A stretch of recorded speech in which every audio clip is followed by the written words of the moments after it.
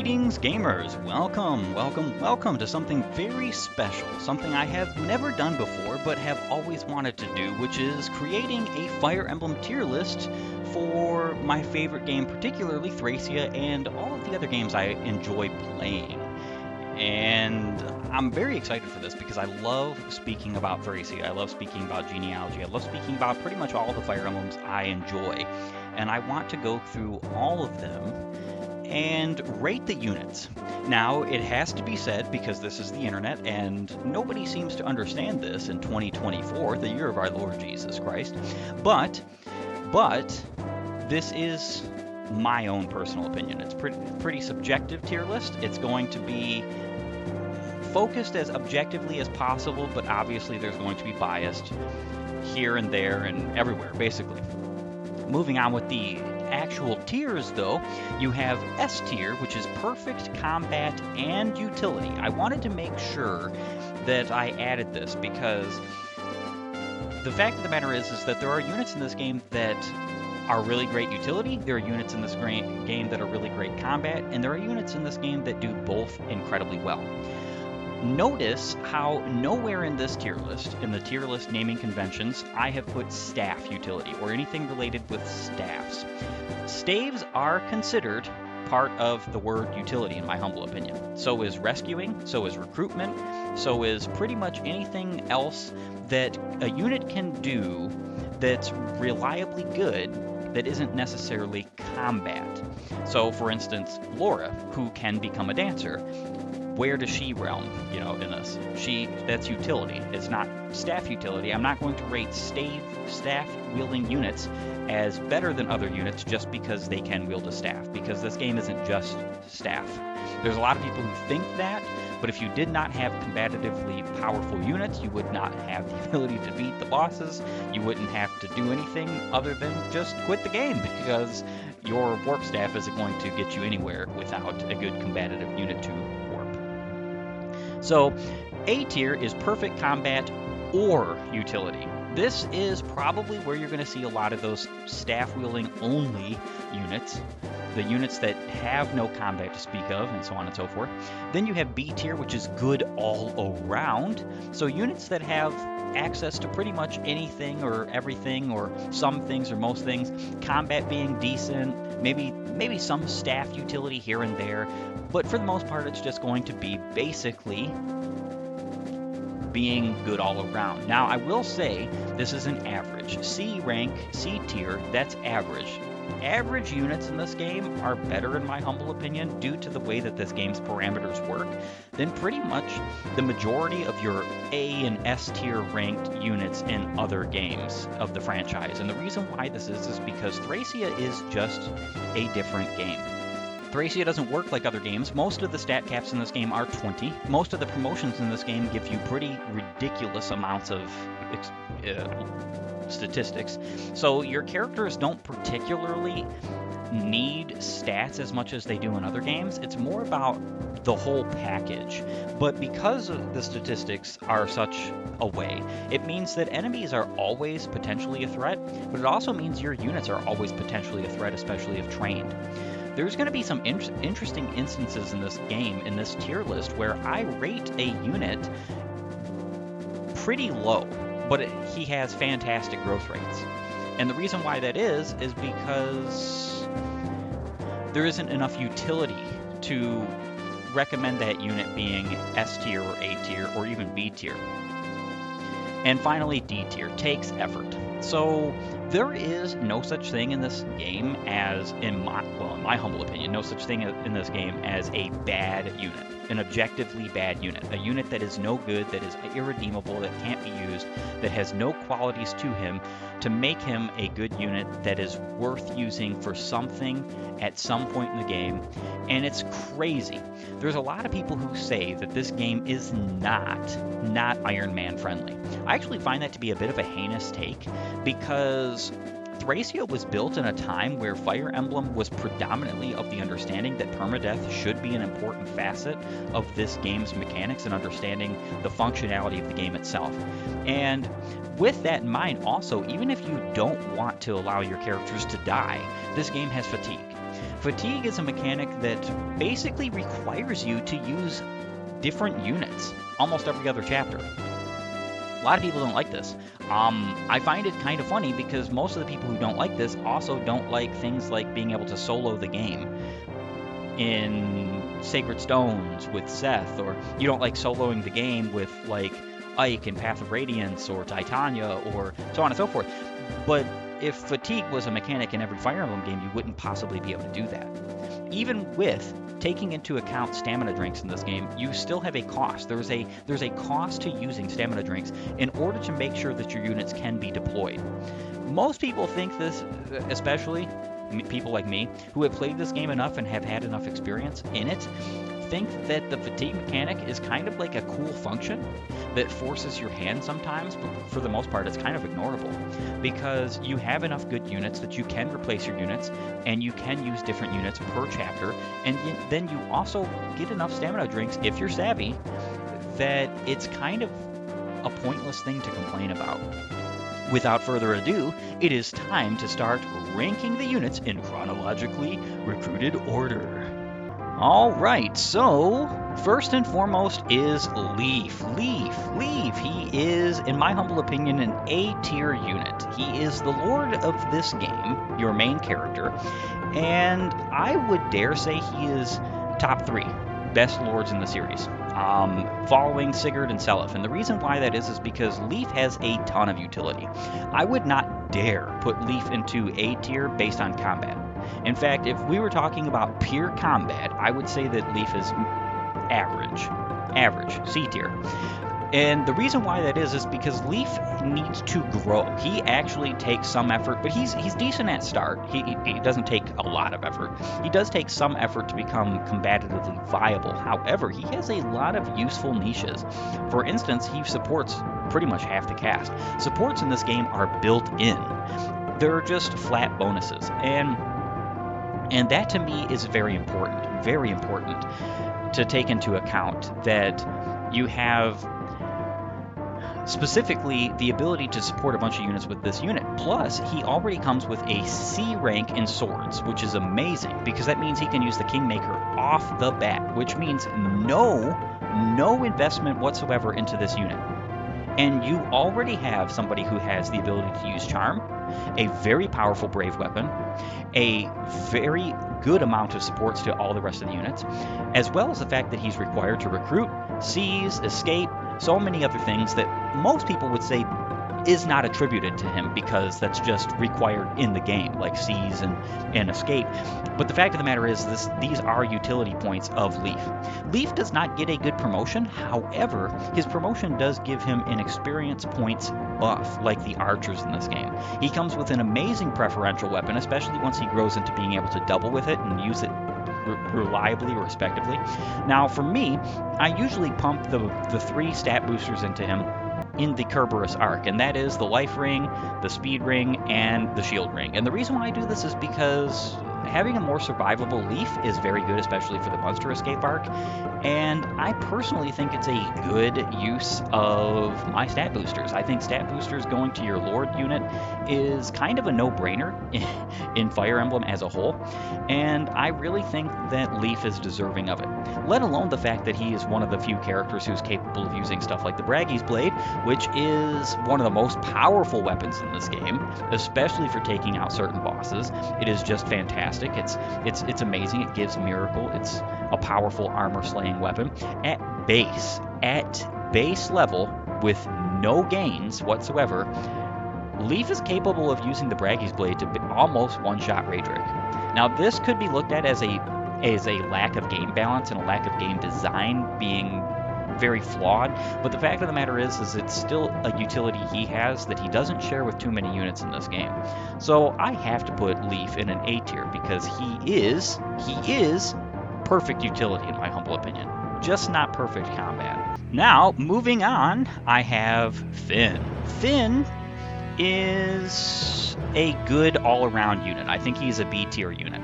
There was a time where I would have classed him as an A tier unit, and that is because his capture utility in the early game is unmatched. I think he's better at capturing than even Dagdar is, and the reason why that is because the Brave Lance weapon is Brave Lance is just a better weapon for this, in my humble opinion.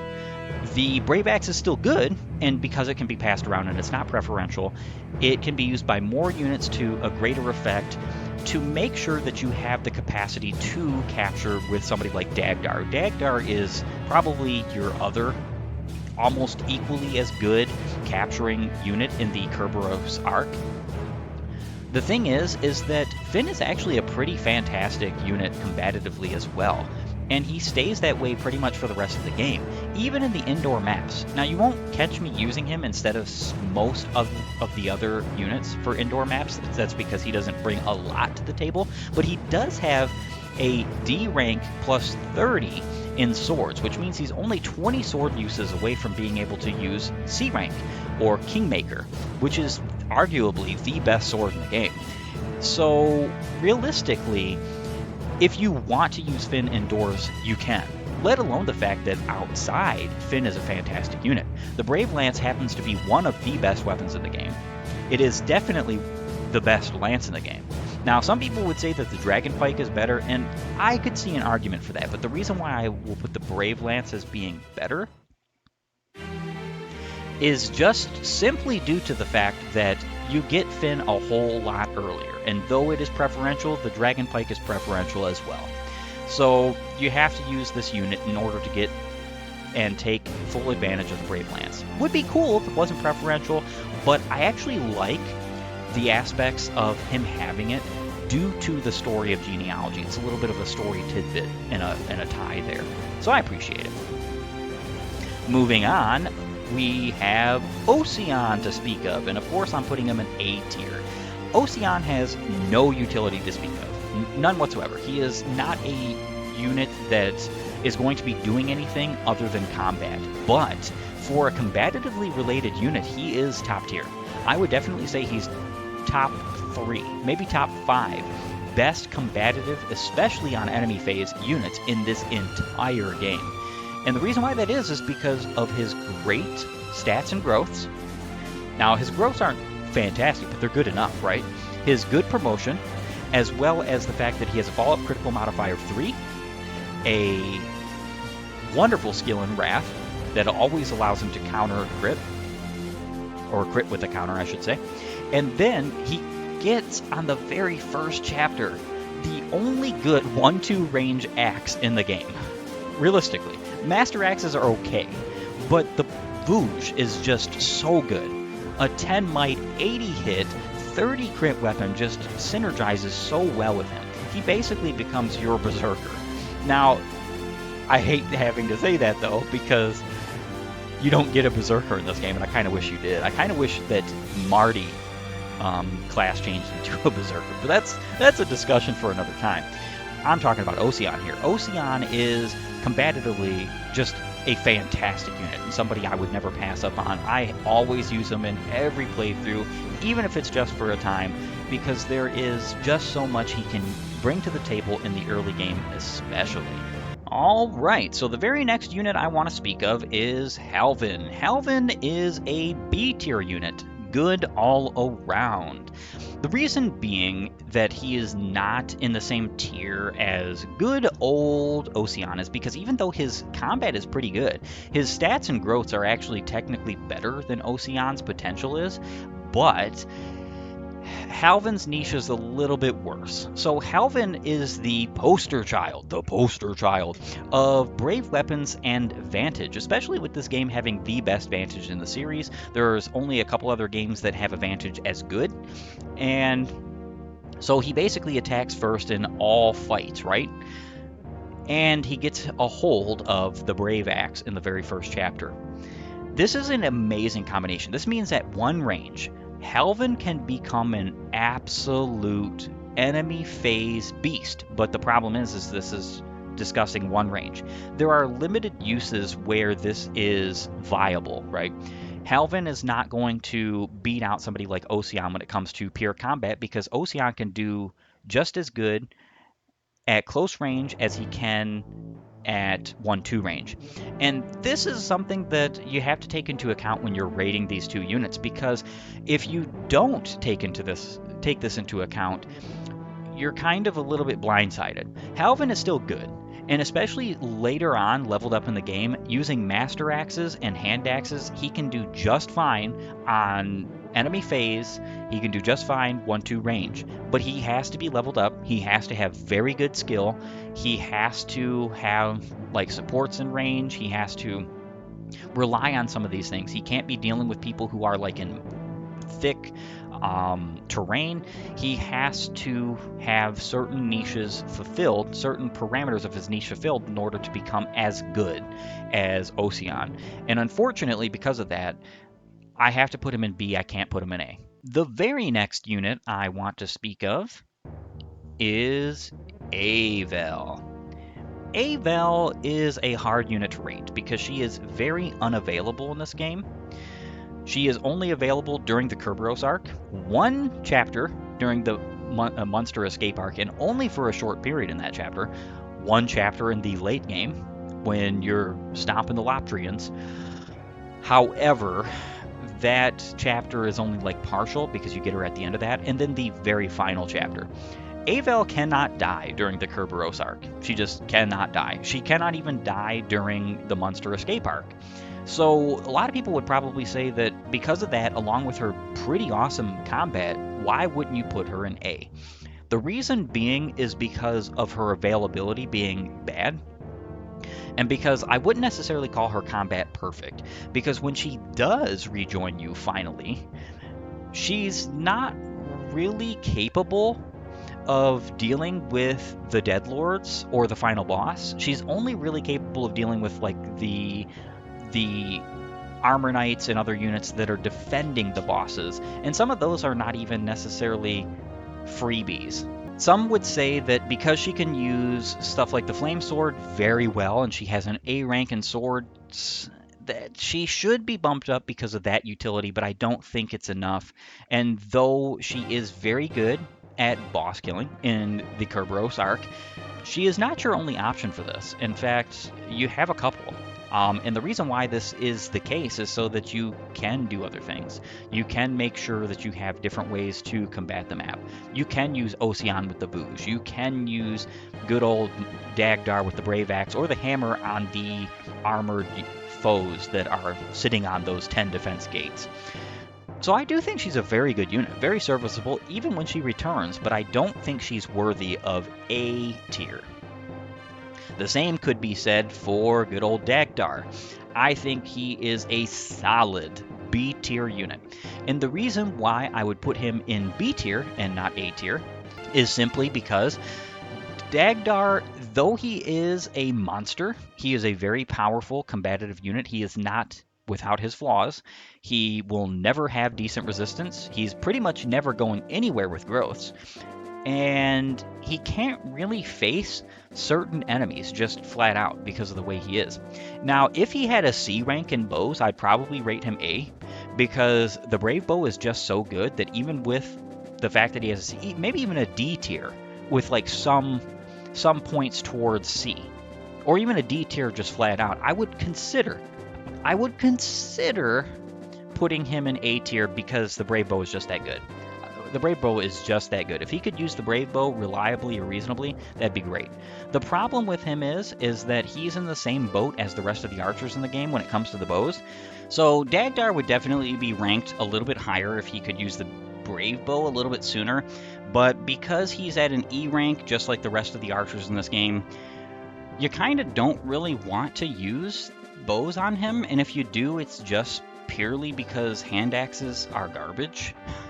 And the bows are better in like minute circumstances, but the iron bow is pretty much all he needs in that retrospect, especially because he has one range combat. He has the Brave Axe, he has the Hammer, he has the Master Axe, which is 1-2 range, and though it's not as good as the Brave Bow, and though it's definitely not as good as like some other bows accuracy wise, it's still better in some ways, and he has the accuracy to use it, especially with supports and like the Kingmaker and Leaf in range and so on and so forth. So I would say that Dagdar is definitely good all around. He's just not fantastic. The very next on my list, of course, is Tanya. Unfortunately, for those who might love her in the franchise, she is a C rank, an average unit in this game. So the archers in this game that are not mounted, so the only two archers you get, basically, are in a tough spot. They both start off with E rank in bows. They both are very weak statistically, very weak combatively, and don't really have access to any good bows even after promotion without a significant amount of training. And I mean a significant amount of training. Doesn't mean they're bad though. Anyone in this game who can use the Brave Bow and can reasonably get there is already a good unit in my book. The reason why I won't necessarily put this to Dagdar's account, and I especially won't put this to like Marty's account, for instance, because he can use bows, or even Robert's account, is because they can use other weapons in most cases, and getting to that Brave Bow is much harder for a unit that isn't going to primarily and only use bows anyway. So there is that. Tanya does have some good qualities to her. Never mind the fact that, you know, she is very weak at base. She does have good qualities to her. She can become a good supportive unit, especially for like Ocean, because they have a little bit of a lover's thing going on. Like cute puppy love kind of deal. And bows are good enough to warrant it. It's just that she doesn't bring enough to the table, enough combatively, enough utility-wise for me to put her any higher than C rank, which is unfortunate, but it is just what it has to be, right? Of course, I have the following unit to good old Tanya, which is Marty. Marty. The original joke unit in Fire Emblem. So, Marty, he is a brigand. And that means he is an unpromoted Dagdar, basically, Dagdar's class. Luckily for Marty, his promotion gains are kind of insane, but unluckily for Marty, he basically has a 0% speed and skill growth. They can be patched up with scrolls, so you could give him speed and skill if you wanted. They are partially patched up with his promotion, but Marty just isn't really good combatively. What Marty is supposed to do in the early game is he's supposed to be a bit of a tank who also ferries around your items and helps you with capturing. He doesn't do the capturing, he takes units off of your capturing units. This is useful, and I would say that if you discount this, you're kind of like missing the point in Marty. Marty has an amazing HP growth, amazing constitution growth. He can get to the point where his strength, his HP, his constitution, all this is so good that he can use any axe without penalty. He can reliably use even stuff like the Devil Axe. He has enough HP to tank pretty much anything in the game, and he has strength to deal the damage. But the problem is he doesn't have skill to back that up, and he doesn't have speed to back that up without some significant resources and effort put into him. So unfortunately that is the case. And then his promotion, though it gives him good stat bonuses, it gives him nothing concerning bows. So though he is one of the few coveted units, or a few units I should say, who can use the coveted Brave Bow, if you train him, you're not getting him to the Brave Bow. It's just not reasonable, because he will start out with an E in bows. Next on this list is Ronan. Ronan is going to be placed immediately in C tier. So I think Ronan, if it wasn't for his poor strength growth, would probably be a B tier unit, because I love Ronan's kit. I use him quite often, and I find him to be a fantastic unit. When you get strength with him, when you can get the Neorn scroll, or other scrolls that buff his attack, his strength growths, it can be pretty cool to get him to that point where he actually does reasonable damage. I love his movement growth. I love his movement stars. I absolutely love that he is basically a magical tank, though there are no magic bows in this game, so he just doesn't benefit from his magic growth, his significantly higher magic growth than his strength growth, other than defensively. But he can get to Brave Bows. That makes him a fantastic unit regardless once he gets there. But he's not great at the start. And players will definitely notice that, especially after looking into things like the little Manster patch and seeing his growth rates and knowing what his growth rates are. Just looking at 15% strength growth and he's an archer, it's just kind of like, where's this going? Now, he does come with Adept as well, so he has a skill buff on top of the fact that he has some utility that Tanya doesn't have. I actually think they're relatively the same unit, basically, right? She's a little bit better combatively, but he's a little bit better with utility. And that's pretty much where that goes. Now, Safi is kind of a no-brainer in this game. If you've ever played Thracia, you know that she is necessary concerning her staff utility if you're going to abuse staves. You don't necessarily have to. You could just use physics and fortifies and heals. I mean, honestly, you could say, I'm not going to use warp. You could even do runs like I'm going to do, which is runs where, or which I have done before, runs where you are not able to use warp, or you're going B route, no Dead Lord, no guidance recruitments. Those kinds of arbitrary game modes, I guess you could call them, really make warp almost a non-factor in the game.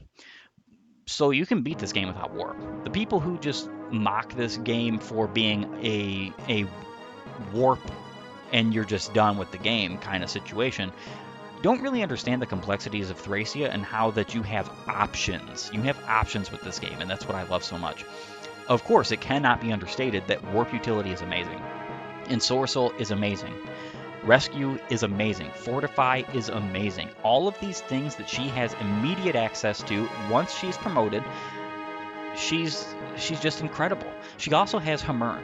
Hamern is arguably the best staff in the game if you're not going to take into account things like warp or rewarp or rescue. So the movement staves. If you're not taking those into account, Hamern is awesome because it can basically allow you to use any one of your 60 use preferential weapons again and again and again, or any one of your staves again and again and again. Hamern is more important than warp in my humble opinion, might not be to some, because you can use it to use more warps or fortifies or anything really. And it's incredible. I love that about her, especially because she gets so much experience points from it, as well as the fact that it gives her so much weapon level. The preferential staves in this game give 10 points of weapon experience points to the user. That's insane. That means she only has to use the Hamern 5 times she's already gained a whole level. Of course, there's only 5 uses to her Hamern, so you're not going to do that specifically for that reason, but it is there. It is possible. It's something you could do, especially in and around the early game. Now, the very next unit I want to talk about is Lithis.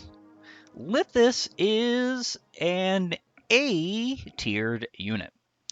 There's going to be a lot of people who would say this is kind of a bit of a wild take, because Lithis doesn't have any combat to bring to the table. He doesn't have staves, he can't rescue or do anything like that reliably. However, he is a thief. Thieves have incredible utility with their stealing in this game. I think stealing is just as good, if not better, than capturing on some instances, because it not only allows him to just take items without endangering himself through capture combat or endangering himself by force rescuing, capturing an opponent. He can just take an item, yoink it right out of an enemy's grasp. And this is especially important for certain bosses. If you train Lithis, for instance, he can steal like the lockpick from Gomez. This is not something you could ever do with capture. You can't capture Gomez. It's just, you're not doing that. Let alone the fact that there's plenty of bosses in this game that you can steal items from that cannot be captured legitimately because those bosses have 20 constitution. It's also the fact that, or are mounted. It's also the fact that he's capable of doing this in the Monster Escape arc when it's most valuable to get things, well, in the Kerberos arc, in the Monster Escape arc, when it's most valuable to get things like fire tomes for Asbel and other tomes and weapons and stuff like that for your units and your teammates. being able to open up locks and doors, being able to open up chests. All these things are reliably good utility, and I find this to be just as important and useful as staff utility. Some would find that to be wrong. I don't. I think it's abysmal to give him anything less than an A. The very next unit I have to talk about is Matcha, and she's going to go in C tier. Matcha is an average unit, not because she is bad, let me mind you. It isn't because she is bad.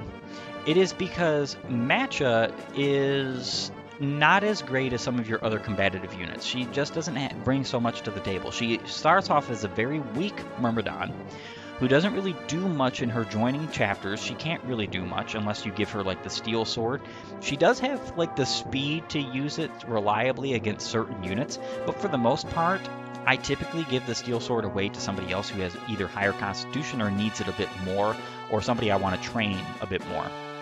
She's perfectly capable of using it, but the thing with her is that she comes with Vantage. So she is another capable user of the Brave weapons and Vantage combo.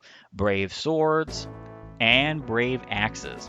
Now, I didn't mention this about Halvin, but because Halvin also promotes into a hero, just like Matcha, just like Ocean, all three of them promote to hero, not swordsmaster or anything of this nature, or warrior. All three of them have access to axes and swords, which means that you could eventually train up their sword rank to use the Kingmaker, or the Brave sword, the Flame sword, the Bolt sword, the Wind sword. You could use the Brave axe pretty much straight off rip with two of them. Matcha cannot, I believe. I think she gets an E rank in axes. She might get a D. I'm not entirely sure. It's very difficult to know because I've not used her in so long in this capacity, but she is a reliably good unit, and she is absolutely necessary in the Monster Escape arc, especially in her first couple of chapters, because you are very limited on the ability to defeat all of the enemies. In her joining chapter, she is required. But it's just not enough to say that she's good all around. She can get there. She can get there. Any unit in this game can get there, right? Because scrolls exist, but she is not there. She doesn't take a lot of effort to get there.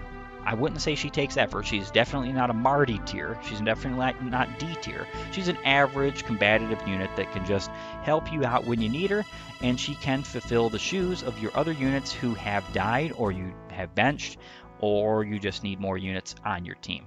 Now, moving on is Brighton. Brighton, her soon-to-be spouse, because they're not married in the actual story. They are married post-story, right? Post-game, if you will. But they do have a support, which is nice. She supports Brighton. He does not support her. It's not a mutually... It's an exclusive support. It's not mutually inclusive. So she does not get supported by it. A lot of men in this game get supports from females, but they don't give those supports back.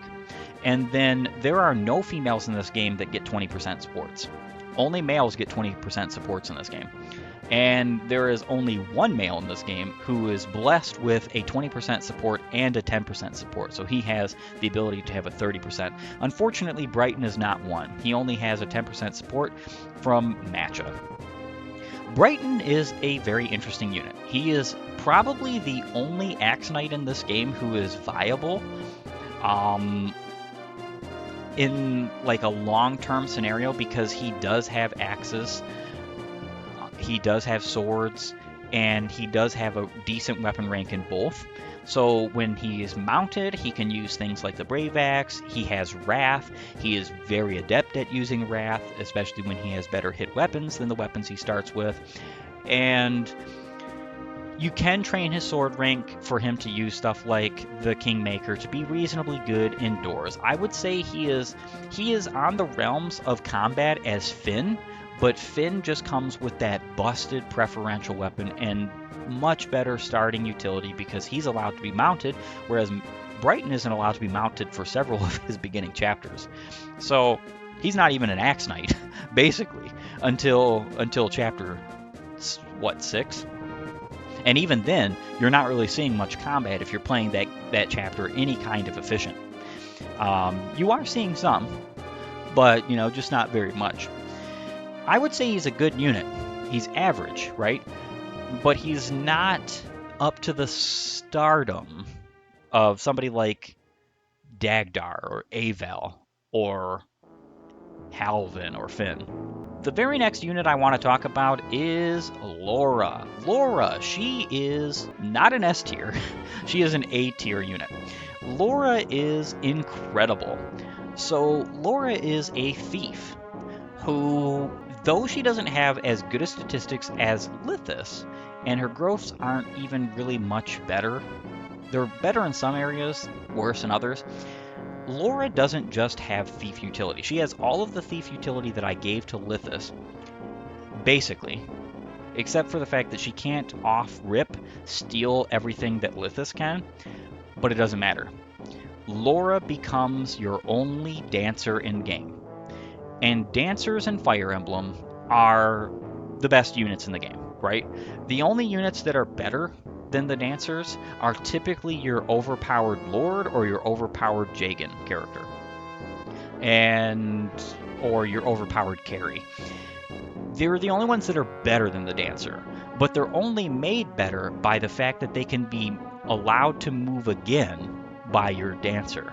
Otherwise, your dancer would still be better than them. So, functionally, after she becomes a dancer, she has all of the thief utility still, as well as she can still do combat, and a promoted multiple times Laura can have decent combat stats, but all of that aside, her dancer utility just perfect utility. It's amazing. It's incredible. You do have to wait until chapter 12X to get her dancer utility, but it's worth it. It's honestly worth it. You don't really need it in the chapters beforehand because you can make full well use of your other units and other tools that you have in your arsenal to avoid needing a dancer. But once you have her, she's incredible. The very next unit I want to talk about is Fergus. Fergus is your best combat unit in the Munster Escape arc, bar none, if you're counting physical weapons. Because he has access to the Flame Sword, he has access to the Brave Sword, and he has access to mounting when you are capable of mounting. He is a very strong unit with a 5 follow-up critical modifier, decent growths, though no skills to speak of. He really kind of doesn't need it. See, follow-up critical modifier is enough of a skill as it is on its own to make a unit pretty good. That means that with the rapier on his follow-up attacks, he has 100 crit. As long as he hits, he will crit. And that's kind of insane. What's even cooler is because of his support with Karen, she gives him enough crit from her 10% support that she gives him that without a crit weapon, he still has a 50 base crit on his follow-up critical. Now, of course, he's going to have crit due to his skill and potentially a weapon. So that aside, Fergus has some pretty great attributes. He's also capable of using things like the Armor Slayer that you can easily put into your convoy and use that. You could even put the Armor Slayer on Leaf or Lithis before they get captured so that those things go directly in those chests, so you could use them on Fergus in the Munster Escape arc before you have access to the supply convoy, right? So there are some things that he is very functionally good at. I would say that he's definitely not top 5 best combat units in this game, but potentially top 10. Let alone the fact that he can use the Braggy's Blade. So he is another option, especially if you have an untrained Leaf that cannot deal with good old Raedric or Raedric 2.0. Fergus is a good option for that. He is also just a good option for the Braggy's Blade, period, because the Braggy's Blade is a very good weapon. He does get a shared preferential weapon also, not just the Braggy's Blade, because that's a shared preferential weapon, but in the Bayo Blade, which harkens back to his good old father, Beowulf, from genealogy. Either he's a father, like a bastard, he's a bastard father of Fergus, or like just some kind of relative to him. But I'm pretty sure that they're related in father and son kind of aspect there. So that sword in itself is actually pretty good. It's not great because it has two conflicting skills on it, Wrath and Vantage, and those do conflict. But it's still a cool aspect. It's still a cool sword, and I think that he does make very good use of it. Mounted, he's an incredibly and fantastic capturing unit because of the Brave Sword. The Brave Sword is something you can get very early in the game, and that he can use to full effect. Very next unit on the list is Karen. I would like to put her in good all around. So Karen does have some utility. Capturing is not one of them, but she can rescue and fly. So she is very useful, especially for certain chapters, for ferrying certain of your units, especially Leaf, to objectives that cannot be reached on foot within a reasonable amount of time. And then she can just reach objectives herself. And she's your only flyer until chapter 14. Your only flyer. So this has to be taken into account. Her flyer utility is great. It's just not good enough to put her in A. It really seriously is not good enough because she does not have the combat to relatively add to that, right? She doesn't have good combat. The only thing she can use in the early game concerning lances is a short lance or an iron lance if you're willing to buy or capture it. And she can't even use the javelin, so she can't use ranged lances. And when she starts, for the first couple of chapters, she's only capable of using swords. Now, granted, she actually deals with all of the magical enemies in the Monster Escape arc the best out of all your units, because she can use the steel sword, which is the reason why I typically give it to her, because she has incredible resistance, and she can fight the magical units without having to take much of a counter. So I usually am capable of neutralizing 2 magical units a turn with the Thief utility of Lithus, stealing one of the Fire Tomes or Thunder Tomes, and then attacking the other with Karen. I actually find this to be incredibly useful. It's just that I would definitely say that she is a B tier, good all-around unit, not great. And then there is Dhalsim. Dhalsim has grown on me quite a bit. I would have normally put him in takes effort in D tier. But the reason why I'm putting him in C tier is because Dhalsim has some redeeming qualities, right? He has a B rank in Axis to start. Very good offense and defense on the physical side. He has got decent growth, so not fantastic. But his promotion is also just a good one, because it gives him access to swords, lances, and bows. Now, does that offset his problems? Not too much, because all of those weapon ranks are in E. So he only has a good rank in axes. Let me tell you, axes are really all he needs, but you could train him in one of the others if you wanted to see him use other weapons like master weapons or the brave bow or the brave sword or flame sword or magic swords or even the kingmaker, stuff like that. You have options with Dhalsim, and that's one of the things I like about him.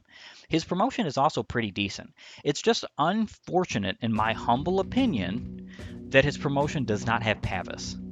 I find that actually to be kind of insane that he doesn't get Pavis. It's only a personal skill for Xavier.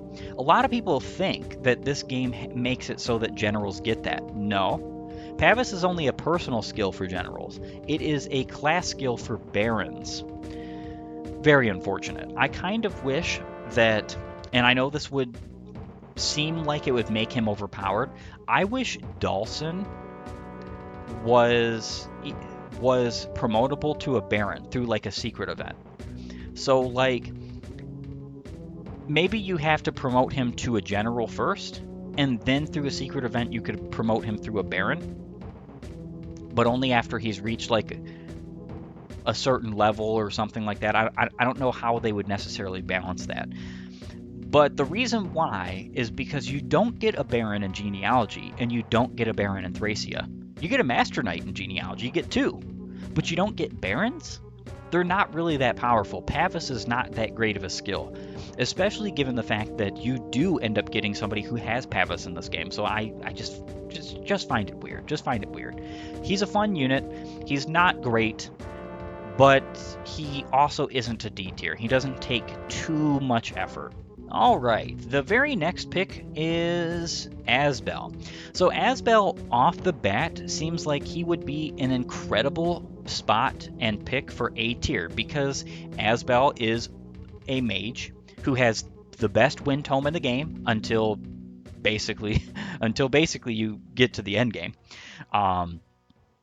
Best combative win tome, I should say. However, I don't think A tier is where he belongs. I think Asbel belongs in S tier, being the very first S tier unit on this list. And the reason why is because he has perfect combat and utility. Hear me out. When he promotes, he may only get an E rank in staves. It's either E or D. Whatever it is, it's not good enough to consider him a staff utilizer of any measure.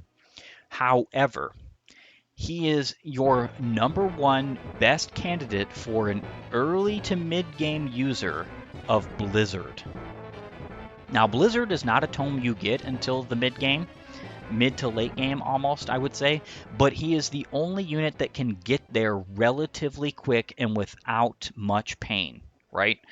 And we're not talking about like later on recruitable units, because I do know there is said. I do know there is said. Believe me, I do know him.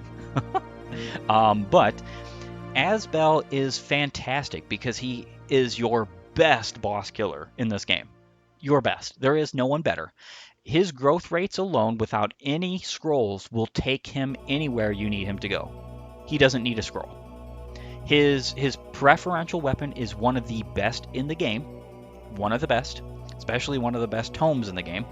He is more than capable of using wind to its fullest extent. He can use fire, he can use thunder, he can use anything if you want him to. You could train him in any of that. He has got perfect combat, and what gives him his perfect utility? Blizzard. Blizzard is enough of a reason to put him in S tier. There are other units. There are other units that I'm going to put in A tier who could use Blizzard, or A tier or lower, who could use Blizzard if you train them. But the problem is that Asbel is built for it. He's a wind mage. He's built for it. He's going to reach it. And I feel like that in itself bumps him up. Plus, the staff utility is nice, though he can only use things like heal. Healing is good. You need healing in this game. People who will tell you that that's not necessary are kind of absurd. I remember watching several videos years ago about people debating whether or not Sacred Stones needs you to have healers. I have never played a game of Sacred Stones where I didn't have need of a healing unit. I don't even understand that point. I really don't. It almost sounds like elitist tripe. The very next unit on my list to speak of is Nana. Nana is an A tier unit. She is fantastic, amazing, incredible for what she brings to the table. With the Earth Sword, her very own preferential weapon, she is a healer in the early game in the Monster Escape arc. When you need healing to the fullest extent, she's your only healer basically until you promote Asbel or you get Safi back. She is a mounted unit who has decent growths, decent statistical capabilities. She turns into a paladin, which is pretty good. She can use physics and other wonderful staves of that nature. She is very useful all around. She can use the Braggy's Blade, which is pretty interesting. And she is also a good, not the best, but she is a good user of the Wrath Tome. I feel like when it comes to her combat, she is actually pretty darn near perfect, right? With certain additions. Some people would probably say that means that she should be put in B.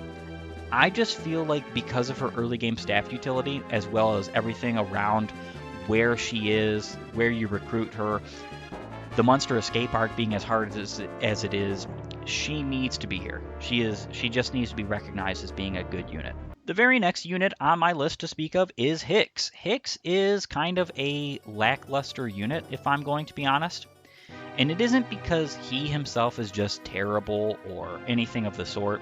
It's actually more or less because Hicks is in kind of a terrible spot. Hicks is an Axe Knight who has no sword rank to speak of. So he has pretty much no indoor capabilities without serious training. And I mean serious effort and training. Though, on the outdoor maps, he is still pretty good. He comes with the poleaxe on a chapter where there's tons of mounted reinforcements if you do not escape in time. And he can take full advantage of that. I actually think that Hicks was designed for you to sacrifice him.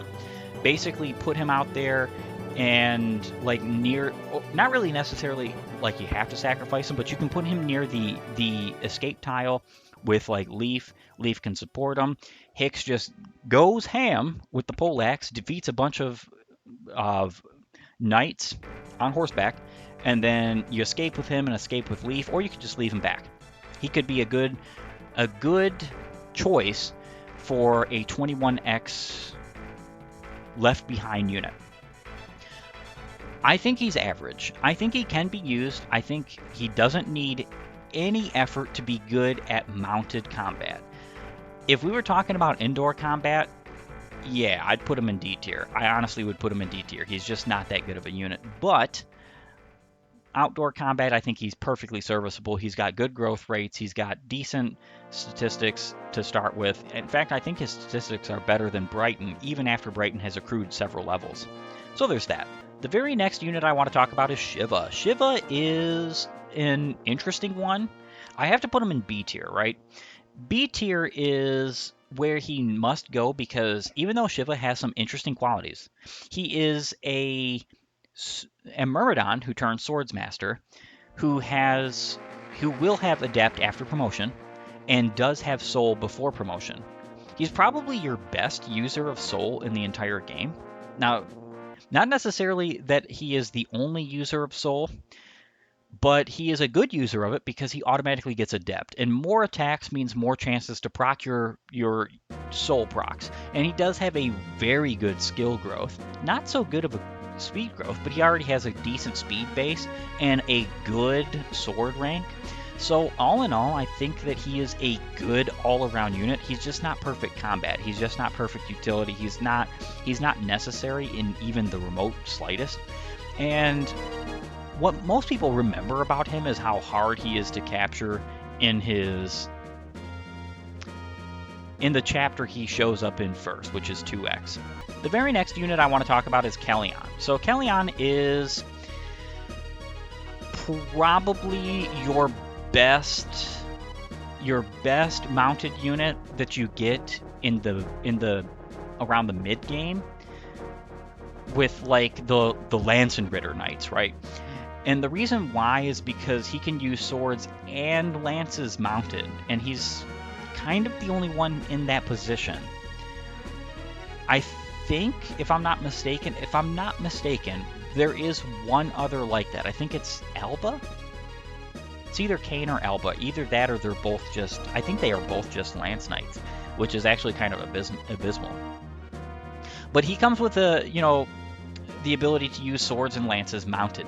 This makes him better than like Kane and Alba. It just purely better. And the reason why is because he can train up that sword rank, he can train up that lance rank, he can use the more powerful lances when they need to be used, he can use the more utilized or utility-based swords when he needs to, as long as you train him in that. I think he has potential. He also has pretty darn good growth. They're not the best, but they're pretty good.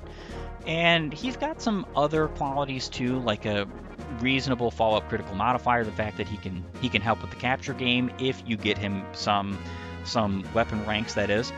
And he's also, a decent rescuer. He can rescue some of your units, stuff like that. It's not like he's got good utility by any stretch of the means. But C tier is where he's going. The very next unit I want to talk about is Selfina. Selfina. So I have a soft spot for Selfina. I love the Brave Bow. You would almost think that I would put her in B, but unfortunately I have to put her in C. The Brave Bow is not enough of a weapon to salvage a unit in a way that you would hope. Just being locked to bows isn't necessarily a bad thing, especially because she's mounted. She's already better, in my humble opinion, than either Ronan or Tanya, but she's just not good enough to be B tier. And the reason why that is because, again, she only has enemy phase on the chapters like 11X. There's very few instances where that happens. It does happen. Archers are still good in this game because of chapters like that, and she can be utilized. It's just that because of her limited utility in the sense that she can only use bows, she has a little bit of a struggle. And there is also the fact that you have to wait until chapter 13 before you get the Brave Bow, the end of the chapter, so you're not really using it until like 14 specifically. 14 is a good chapter to use it in, though, because there are flying units harrying your way, as well as the fact that she can just use it from cover behind your units that are defending, and she does have uses. I do like Selfina, but because her growths are just not where you would want them to be, her bases aren't where you'd want them to be, her promo gains aren't even the greatest, and she has no skills to speak of besides a cost, which, by the way, a cost is great on a bow unit for player phase. But Selfina has a terrible problem with it on enemy phase. The cost will always proc on enemy phase when she's up against stuff like Ballista. In fact, one of the things that I have a problem with every single time I'm playing this game is making sure I can get Selfina unscathed to Glade so she can get her Brave Bow. That's a chore. That's a challenge. It's not like impossible, but it is a chore. And on any map where there's long-range tomes or long-range Ballista, she's a detriment more than a help. And this is why I put her in C tier and not B tier. If a cost was only a positive in this game, she'd probably be B tier. All right, so Kain, immediate D tier. I think that Kain and Alba, in fact, I'm going to go ahead and put Kain and Alba both in D tier immediately. I think they are candidates for the worst characters in this game. I think Marty has more uses than them. I will say though, just like I've said before, they are still usable. Because in Thracia, there are no bad units. Kain and Alba have some of the best growths in the game. They have wildly good growths. The problem with them is they're really only good for outdoor combat utility, because they have terrible sword ranks. I think it's E for both of them. And they are both Lance Knights, if I'm not mistaken. You don't need any more Lance Knights. Lances are the worst weapon type in this game. Sad to say, but they are. Javelins are not that good. You do not get the Brave Lance because it is tied to Finn. The Dragon Pike is tied to Dean. The Master Lances, though they're just as good as the Master Axes, and the other Master Weapons are kind of not as good as the Master Axes and Lances because they're not 2 range, or 1-2 range I should say. The Master Bow is 2 range, but it's not 1-2 range. That's a miss. I think all of the Master Weapons should be 1-2 range. I think that'd be cool. But besides that, they're not really going to be effective combative units indoors. They're just not. You would have to take and put so much effort into these units to be endgame worthy, because the endgame is basically it's a majority of indoor maps, and that's kind of a shame for them. They are very good if you do train them, and they're especially good with their lances. You could get them great lances, you could get them master lances, you could make them good, but in the outdoors realms, right? Now, Robert is actually not joining them. He is going in C tier average. This is probably a bit of a shock to most people, but the reason why is because bows are just better. He is a bow knight, just like Selfina, except he has much worse bases, but much better growths. He doesn't have a cost, which seems like it would be bad because she has that and he doesn't, so she has a skill that innately can help her to win combat. Unfortunately, like I said, a cost for her is kind of just a detriment. So a cost for him would kind of just be a detriment as well. It's good on player phase. It's very good. But if you're using the Brave Bow with either of these two units, you kind of don't need a cost. The Brave Bow is insane. The Brave Bow is insane. And though a cost does help on player phase with Selfina, I think that Robert has pretty good. He has probably like the worst value concerning the bow units in this game, because you do have to train him, you do have to put more effort into him than you do Ronan or Tanya, and you do have less time with him than you do with them. But it's still unreasonable to say that he is not useful at all with bows and that you can't get him to Brave Bow or anything of that nature. He's still just as capable, and once he gets there, he's going to have way better statistics than either Tanya, Selfina, or Ronan. Way better statistics. He might not have a better toolkit than Selfina's a cost when on player phase, or Ronan's wonderful attack again skill in Adept, or move again in like his movement stars, but he's still useful. He still can be useful. The next unit I'm going to speak of is Fred. So Fred is an interesting unit. He is a paladin, a male paladin, so he gets to use swords and lances. Female paladins get swords and staves. Female paladins are just superior, period, because staves are just that good in this game. Lances are not that good. He doesn't really have much of a lance rank to speak of that is useful. His lance rank is just fine what it is. But where he is so great is the fact that he has an incredible A rank in swords, which means he can use every sword in the game that's reasonably worth using. He comes with the bolt sword, which is a very, very good weapon. Not necessarily for him. I would think that the flame sword would be better for him, and especially because you can get so many flame swords in this game, 4 to be exact. He is a better user of the flame sword than the bolt sword, but either way, it's still a good weapon. It's still good on him. He can still use it. He can still use the wonderful, absolutely wonderful Kingmaker. He can use the Brave Sword, and he's got decent combat with all of these tools, both indoors and outdoors, because whether he's mounted or not, he can use swords. This is awesome. Male paladins are just strictly a better unit than Duke Knights or Lance Knights. Male cavaliers are strictly just a better unit than them as well. So in the realms of Fred, I do like him. I do like that he supports Olwen. I do like that she supports him. I do like that there is some synergy there. I do like that they're both like Thunder Knights from Frege, except he's a Thunder Sword user, whereas she's, a Thunder Tome user. And speaking of Olwen, I have to put her in A tier.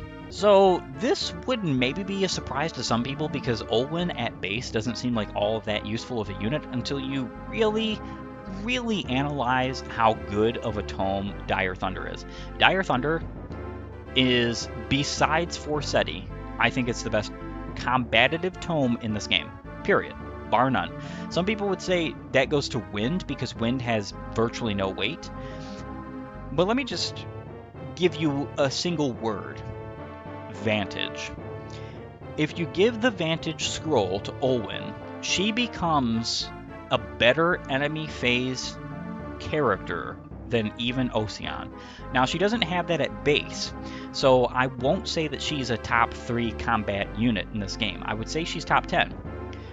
But she is definitely very good, especially if you're going to give her that little bit of a buff in Vantage. I don't really see pretty much any other unit in this game needing Vantage. And anyone with a Brave weapon is good with Vantage, right?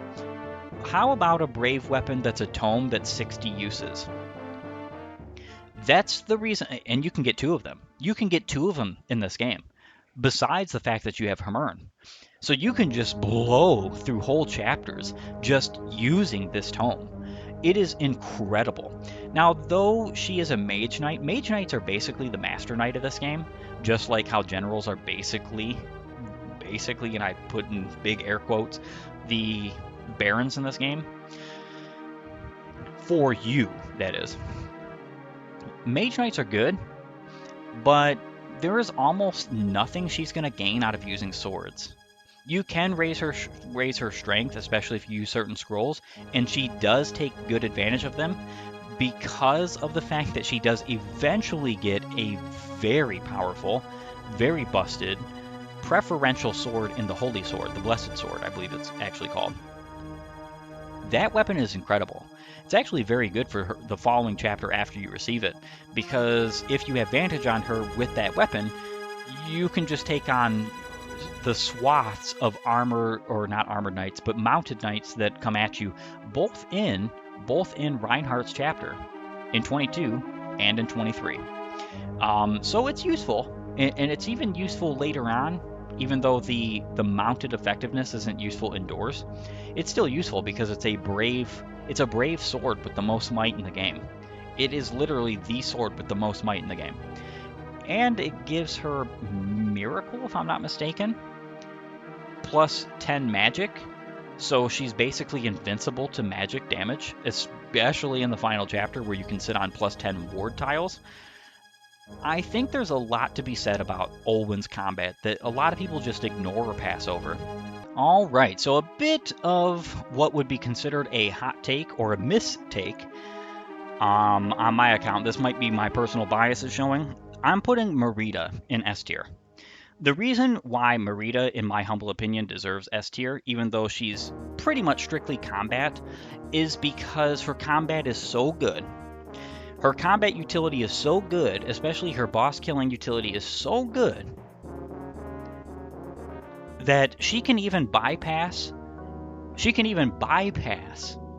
Raedric. She can bypass his Loptrian Fang with her skills and capacity alone, with her Merida sword alone. She is so absolutely incredibly powerful when trained. Of course, she requires training, but if I was to dock her for that, I would have to dock Asbel. I would have to. There's probably plenty of people who would say that that's just wild. But the reason why she goes into S tier is because of the utility of the swords as well. See, Avel, if Avel was usable the entire game, I would put her in S tier as well. And the reason why is because there is the utility of stuff like the Flame Sword. There is the utility of stuff like the Kingmaker and the Sleep Sword. The Sleep Edge is absolutely incredible, and Merida is a very good user of it. A very good user of it. Not a perfect user of it, but a very good user of it. And that culminatively allows her to have that utility base. So she does have utility from like the magical swords as well as the Sleep Edge. There is that utility there, and some people would say that I'm stretching, but again, I would put Avel in S tier if she was available in more of the game. Even if she was only available like around chapter 18, 19. Like if she became available in chapter 17 or 18, I would put Avel S tier, because then I could use her as the Sleep Edge wielder. I wouldn't have to use somebody like Dean or Glade. Or not Glade. Dean or like Merida or any other, or like Shiva. So the fact of the matter is that in my humble opinion, that grants her that S tier. Salem is next to be spoken of, and he is unfortunately a B tier. There's probably a lot of people who would look at this and say, well, why isn't he an A tier? Because he has very great utility in the sense that he comes with C rank and staves, and his promotion gives him B rank and staves automatically. And I will grant that these are good. You can get him to warp relatively easily compared to most other of your staff-wielding units, and he is your one and only dark magic user in this game.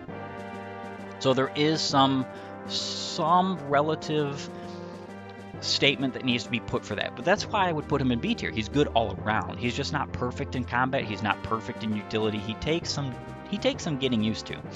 And besides that, his recruitment is kind of a little bit hairy. You do have to capture him. You do have to keep him captured throughout that chapter, and you do also have to seize that chapter in chapter 19. Oh no, in chapter 12, not 19. In 19 turns. and you do have to go to 12x. There are times where I have done guideless chapters, and then he's just a very difficult and annoying boss to deal with because he uses his warp staff, or not warp staff, because he uses his sleep staff to mess with my units. And because sleep and other such status ailments in this game are permanent, that can be kind of a problem.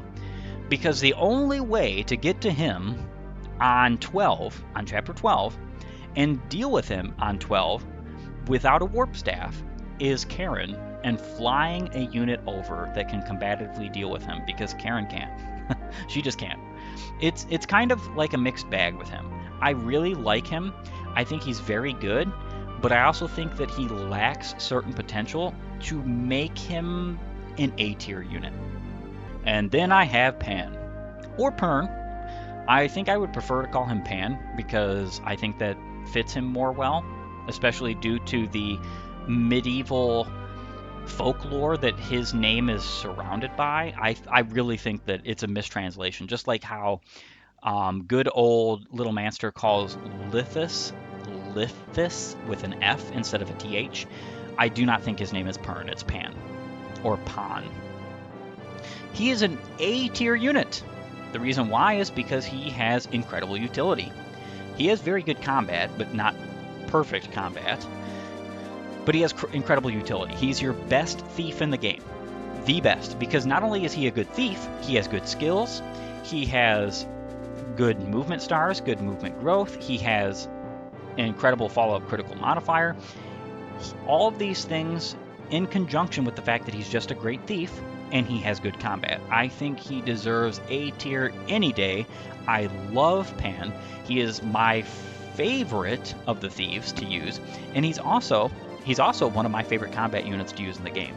Not because he's fantastic or better than others, but because he's automatically capable of using things like the Kingmaker. He's a very good user of the Kingmaker, and he just has a lot of good statistics that go along with using something of that sort. Next is Trude. Trude is a C-tier unit. So Trude has potential, especially because he has Nihil, and Nihil allows him to deal with certain boss enemies without having to deal with those boss enemies' skills. I can think of units like Paulus and Gustav, for instance, who have like Adept and so on and so forth, and Pavis and other things like that. Trude is hard to recruit. He's not so easy to use. He's not the best unit. Shiva is leagues and bounds better than him. The only thing that he has, in my humble opinion, is the niche of his skill, which, by the way, Marita has built into her sword. So I would dare say that he has to go into average, because I don't think he's good all around. I think it's not really necessarily justifiable to use him over some of the other units that you get before him. And though Marita isn't a unit you get long before him, literally a chapter before him, she has a much better preferential weapon, much better skills, much better ending skill set, with stuff like Astra being capable, because she is related to the Isaacian royal family, with Ode, holy blood, in her veins. So I think that it's fitting to put Trude in C. Then Tina. Tina is going to be an A-tier unit. Tina has some utility that nobody else in the game shares. She has the Thief Staff as well as the Unlock Staff. Both of these are incredible, mighty tools that can basically offset your entire game. Being able to thief weapons away from the enemy is insane. You can even do that to Raedric. You can even take his Loptrian Fang. All you have to do is have a thief go up to him and steal, quote unquote, and give him a ranged weapon, like a bow, and then put somebody into range so that he can use the bow. He'll use the bow, unequip his Loptrian Fang, he'll no longer have plus 20 magic, and then you can thief away his Loptrian Fang. It's insane. The potential and the utility of the Thief Staff in this game. The Unlock Staff is pretty good too. You actually can get a lot of them as well, especially on Chapter 20, if you're paying attention and if you're, have any kind of like semblance of speed about your actions. And with that, she can become a very good utility-based unit, but she takes a long time to get to something like Warp. Even Physic is kind of off the books without using a bunch of the Thief Staff and the Unlock Staff beforehand. But because those are preferential staffs, they give 10 weapon experience points apiece. So you could relatively get her to something like C rank and promote her, and she'll be at like B rank, and then she does have that viable and reasonable utility. But other than that, she's really just being ranked here for her Thief Staff utility and Unlock also. It's pretty fantastic, and it's absolutely something I would say is worth putting her in A rank. All right, so Glade. Glade is going to be the first unit in this game that makes a tier slightly bigger than it already is. He's going to C rank, average. He is a paladin. Unfortunately for Glade, he is one of those weird circumstances where he's recruited only a chapter before Dean, and he has the same lance rank as Dean, which is an A rank, but he has an abysmal rank in swords, so he's not really good for indoor combat, let alone the fact, and this is very important to mention, that Glade cannot fly. So yes, he does have rescue utility, but he doesn't have flying rescue utility, which is where the bee's knees in Thracia. It's where it's at. When you're outdoors, the rescue utility that you want is flyer. You do not want necessarily the mounted rescue utility over flyer. Now, you still will use it. Glade is useful. He can still use things like Master Lances straight off the bat. He's still good. He's still average. He's still capable of being used. And I typically do use him when I do have him, because the support with Salfina is good. I think he gets a 20% support from her. So he's a very good candidate for defending on Chapter 14. And just a good combative unit when he has the supports in question, and he has things like the Master Lance, the Silver Lance. He's using good weapons. It's just that he's not good enough to be considered a B rank unit, in my humble opinion. And then I have Dean. Dean is the only other whom would be seen as a pure combative unit that I'm going to be placing in S rank. Because just like Merida, he does have utility, it's just not staff utility. You don't have to have staff utility to have utility, right? Leaf wouldn't be an A tier if that was the case. Dean is awesome. Dean is your best user in the game of the Sleep Edge. He is an amazing rescuer. He has the capacity to rescue anybody, pretty much, and ferry him anywhere. He has 2 movement stars, so there's going to be times where he's rescuing and flying and doing things, and he's able to move again. That's just awesome. He has an A rank in swords and lances, so whether he's mounted or not, he has utility in combat. He has the best lance in the game for the late game, which is the Dragon Pike. And it even gives him Vantage, which is awesome, and it's a brave weapon, which is awesome. So he is more than capable of using all these things to his full extent. Let alone the fact that he is the one and only male unit in the game that has a 30% support, 20% from Linowin and 10% from Edda.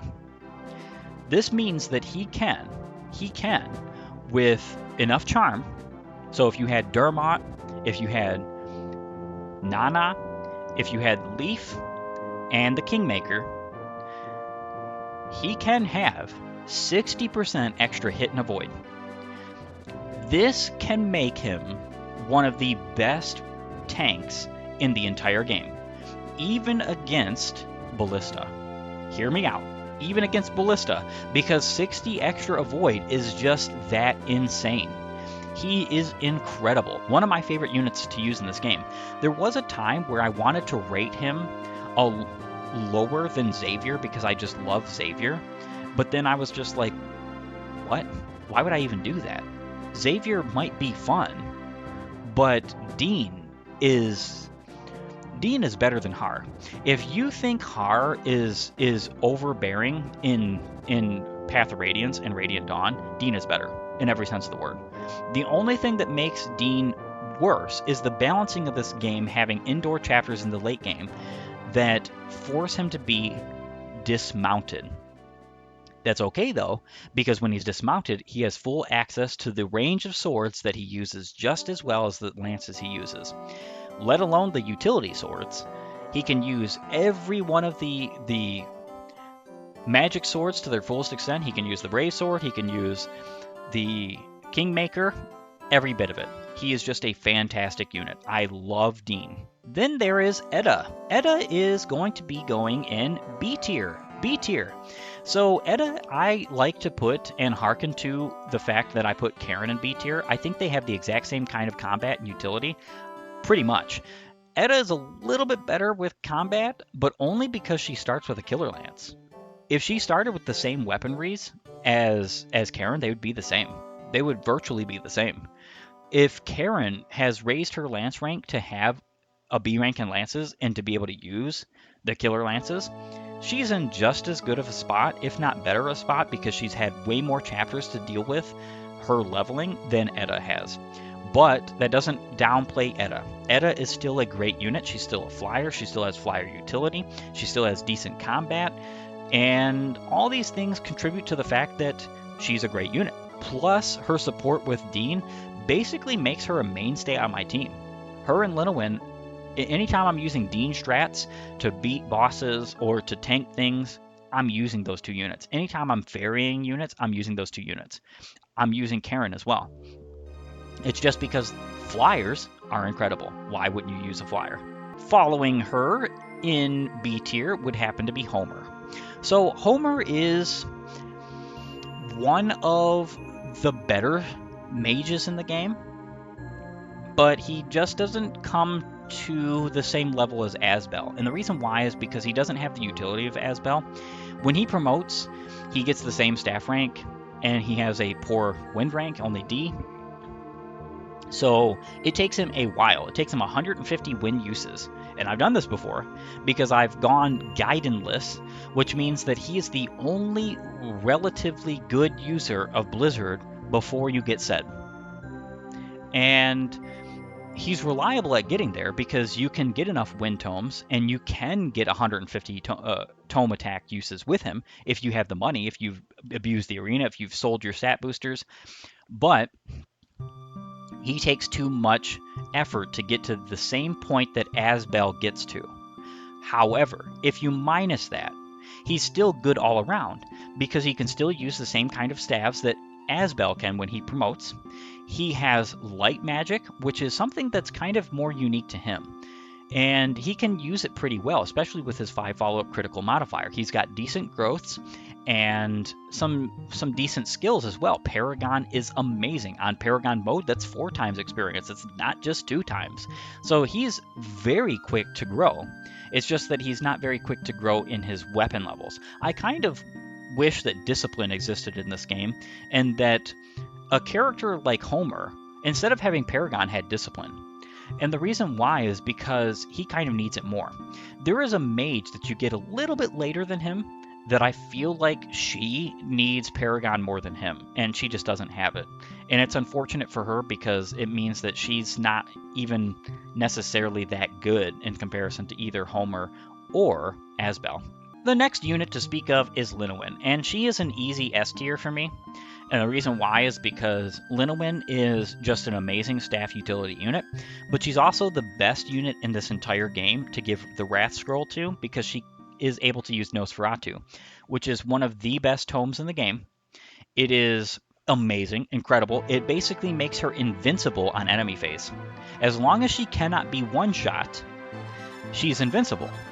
So when you're fighting, for instance, the Loptrians who have the Hell and Jormungandr combo, Hell can hit her all the livelong day. Jormungandr can hit her all the livelong day. She can be poisoned either which way. As long as she KOs, which she will, especially with Wrath, she's going to heal up all her HP. She's never going to die. This is incredible combat utility alongside the fact that she is a very good candidate to level up her staff rank for stuff like physics and berserks and sleeps, as well as warps and rescues and stuff like that. She can get there, and the staff utility just alongside her combat utility means that she has to go up here for me.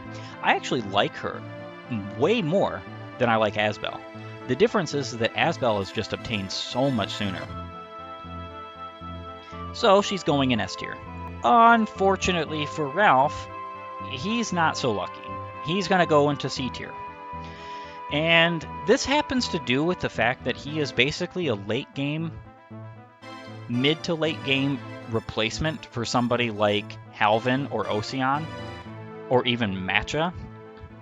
And though he has good ranks, A rank in swords and C rank in axes, he's just not up to snuff with your other units. He doesn't have good growths. He doesn't really have good bases. He's an acceptable combat unit, but he's not great. He's average, and that's pretty much all that can be said about him. He doesn't have any good skills to speak of or any good follow-up critical modifier to speak of. Not really any good supports either. After that is B tier Ilios. So Ilios is a unit in which you have to miss a unit in order to receive him, and you have to be going on a route to get him. You have to miss out on Olwyn. Olwyn is one of the best combat units in this game. Ilios is not. Ilios is fun. He is actually very fun. He is a mage knight that is basically focused on strength more than magic, which is an interesting take. He's capable of using magic, it's just that the magic that he can use is not really that great. He comes with bolting, he comes with Thoron, he comes with a Master Sword. He's more adept at using the Master Sword than either of the other two. The Thoron will do a big chunk of damage, and if he crits with the bolting, he could probably kill somebody.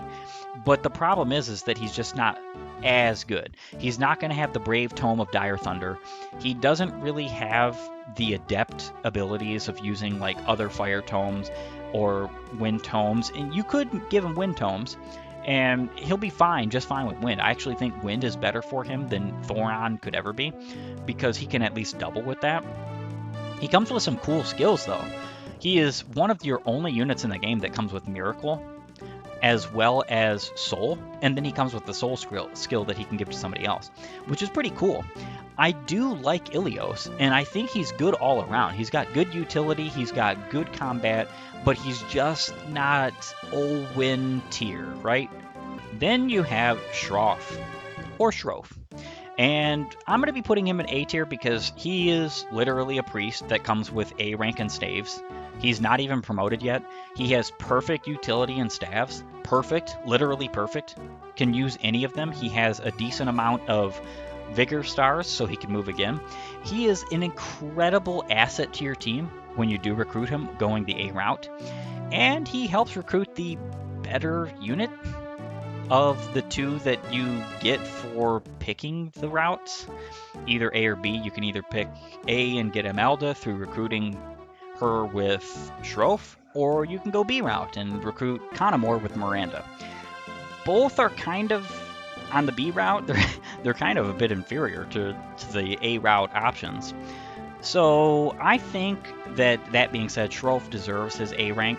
I also like the fact that he comes with the Braggy Scroll on the A route, and how the story implications are there, because I think he gives Imelda the Braggy Scroll in the B route, because you fight her on the B route, and that's what she has, and that's the only way you can obtain it is by stealing it from her. Otherwise, it is time to move on with my characters to Misha. Misha is an A tier unit. She is amazing when it comes to combat, and decent when it comes to utility. She's got the flyer utility, she's got good combat, she's another user of Sleep Edge, so she could do that, but she just doesn't eke out the same kind of use with stuff like that as somebody like Dean. And she's much harder to recruit than almost everyone in the game, so because of that I have to notch her down a tier, though she's still pretty fantastic. And I actually find it kind of funny, her dismounted utility in combat I think is better than her mounted utility. So when it comes to combat, when she's mounted, I think that she's better as like a fairy bot and somebody who's rescuing than she is in combat. But when she's dismounted, I think she's way better in combat. And I find her to be a very unique and interesting unit for that. And the reason why this is because she's just got so much magic, and she's so adept at using the magic swords. Having an A rank in swords and an A rank in lances, she is a perfectly viable unit for the entirety of the game, whether indoors or outdoors. I love Misha. And her, along with several other reasons, are why the A route are far and away better and more fun for me. The B route is fun too. There are things you can get in the B route that are just interesting, and there are characters that you miss if you don't go the B route. But there are more characters in the A route, and better characters in the A route. So it's kind of a bit of a hard toss-up, right? But she deserves to go in the A tier. Now, next on the list is Sarah. Now, Sarah seems like she would go in A tier very well because she's got perfect staff utility, basically. She is the opposite of Linowin. Linowin starts with a higher light rank and a lower staff rank, whereas Sarah starts with a higher staff rank and a lower light rank. Sarah is a better combative unit than Linowin is, though. Well, only at base. She's actually a better staff unit than Linowin, but is a worse combative unit than Linowin when Linowin has Wrath. And this is just due to the fact that there is no reasonable chance that you are going to get to Nosferatu with good old Sarah here. And the reason why is because she's just way too far away from it. Light tomes cost too much. There's only one chapter in which you can buy them in, and there's not very many chapters you can train after the fact for her light rank in order to have a B rank in the light tomes. So the problem with that is that means that she's not really ever going to be like Linowin in her niche in being able to tank the Loptrians with the Nosferatu tome. But she has other uses. She comes with Miracle, she comes with Wrath, she comes with Paragon, she comes with 5 movement stars. So unlike Linowin, who doesn't really come with movement stars much to speak of, or any at all, Sarah has 5, which means that she can just perform multiple actions in a turn, including multiple staff actions. And if you dance with her, she could end up performing 3 different actions, technically 4, because the movement star can proc each time that your turn is taken legitimately. So it can only proc the one time after you take her turn first, but if it procs the first time and then you dance for her, she moves again, it can proc again. So she could technically take 4 turns. So this is cool because there's very few units that can do this. Tina, Pan, Galzus, and Sarah are the only units, I believe, in this game that have 5 movement stars, a 25% chance to move again. This is incredible and insane. So her utility and her combat are great because she promotes to a Sage, and female Sage promotions are the best in the game. They are the best promotion in the game, bar none, period. They have the most movement attributed to them, as well as the fact that they have the best buffs in all the essential statistics. They have the best buffs for the weapon ranks, especially staff. So all that in mind, she has to be an S tier unit. Next on the list is Shannon. And I do have to say that he is the final D tier unit in this game. So Shannon is not the worst unit in this game, because though you get him in the B route, and which is the inferior route, and though he doesn't really have combat to speak of, and his growths are atrocious, he does come with Bargain. He's the only way to get Bargain in this game, and that means that you get half price at the shop. So if you're going to go to any shop to buy anything from that point forward, including light tomes or wind tomes, actually I don't think... No, you can get wind tomes after that, I think. No, I don't think so. You can get stamina drinks, or can you? No, you recruit him at chapter 15. So you can't even do that. You can't get stamina drinks, you can't get like wind tomes, but you can get light tomes cheaper with him, and you can also get all the stat boosters cheaper with him in Chapter 24. That's useful, but it's not good enough. His growths are so terrible. His bases are so terrible. His weapon rank is terrible. His class is a sword master, and yet he only has a C rank in swords. He is not even, as the fan theory would go, the real Shannon. He is an imposter. I personally think that he's just a cameo imposter. He's not the real Shannon. How could he possibly be the real Shannon? Unless the implication in this story is that Shannon is only good once he gets the Balmung, but there is a huge hole in that story. Why would Shannon be in Thracia, A? And B, even if Shannon is in Thracia, why would he have such bad stats when in genealogy he doesn't, even without the Balmung? So I'm not so sure I buy into him being the real Shannon. I think he is an imposter. But he goes in D tier nonetheless, so that's where he's going to stay. And then Miranda. Miranda is the last C tier unit I'm going to be putting on this list. Miranda is a fun unit. She is a mage knight that you get only in the B route. She has Wrath as a personal skill, which is pretty cool as a mage knight. Or a mage that turns into a mage knight, because she's not yet promoted. Unfortunately for her, she is levied as the fire magic user of this game. So you get a wind mage, you get a thunder mage, you get a light mage. You actually get a couple of light mages. And then you get like an all-around mage at the end game, so on and so forth. She's supposed to be the fire mage, but the problem with that is that she has D plus 35, and she doesn't get anything upon promotion. So you are in for a long haul if you want to use Meteor on her, which is kind of one of the weirdest parts about this, especially because certain avenues of Fire Emblem information says that she comes with a C35, which would be great if that was the case, because that means that she would only need 65 uses of fire in order to get to Meteor. There are only 3 fire tomes in this game: Meteor, Hellfire, and Fire.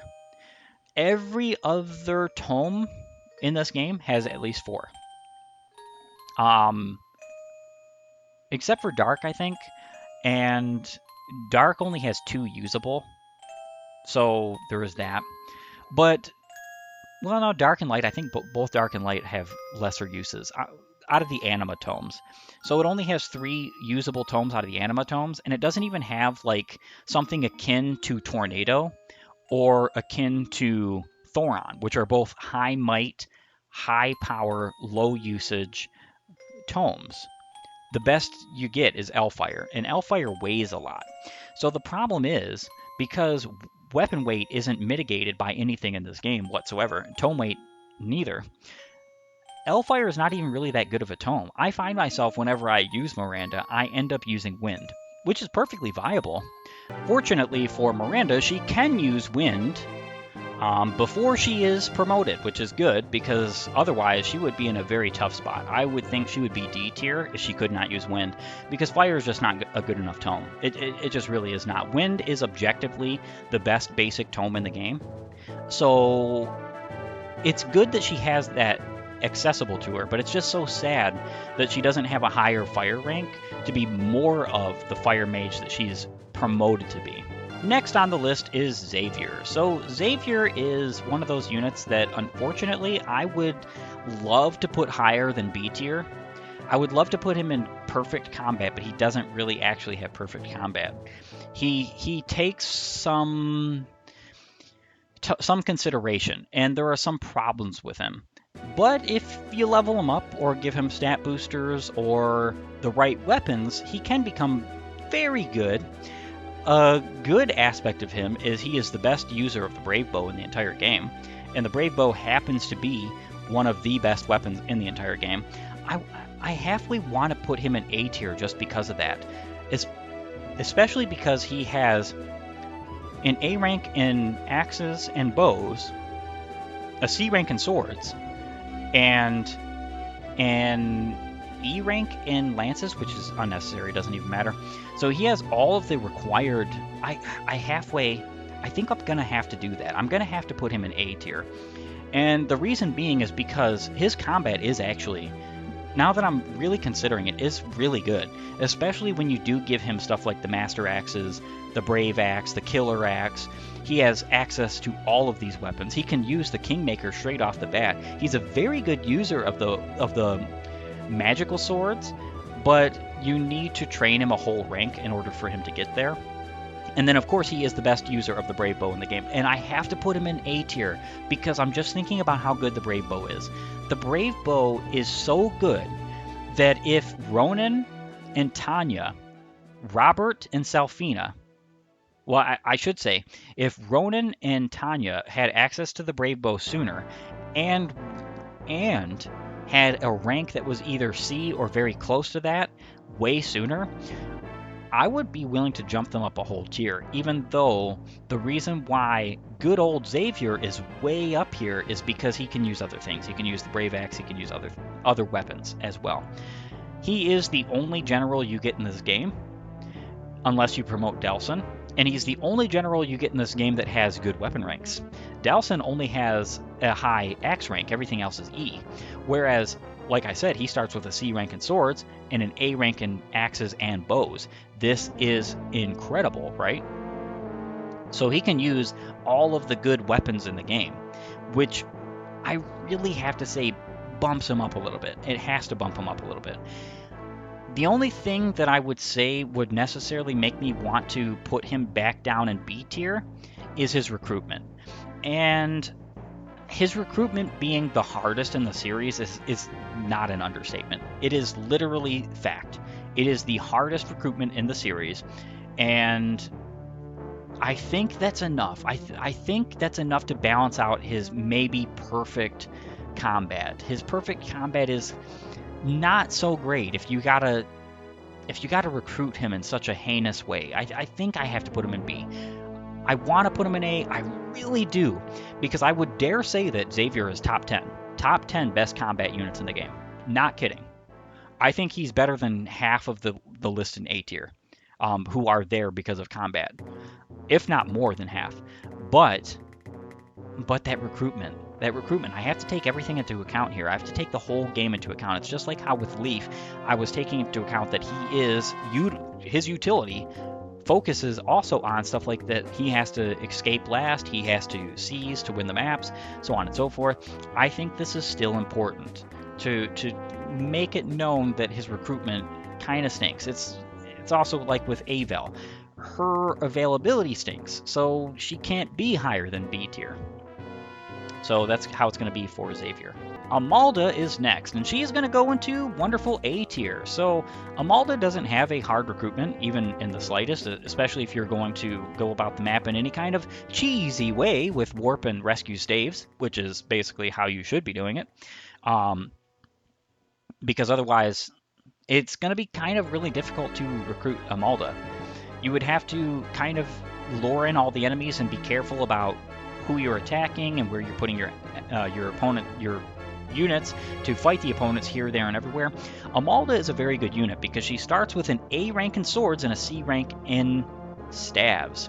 She is a female paladin, so of course she has that option to her. She has adept, she has good statistics, she has decent growth, she can use the magical swords to full extent, and in fact I really think that she's one of the better users of the magical swords because she is mounted. She's a female paladin, right? And she has a C rank in staves. She's the only character in this game who fits that bill.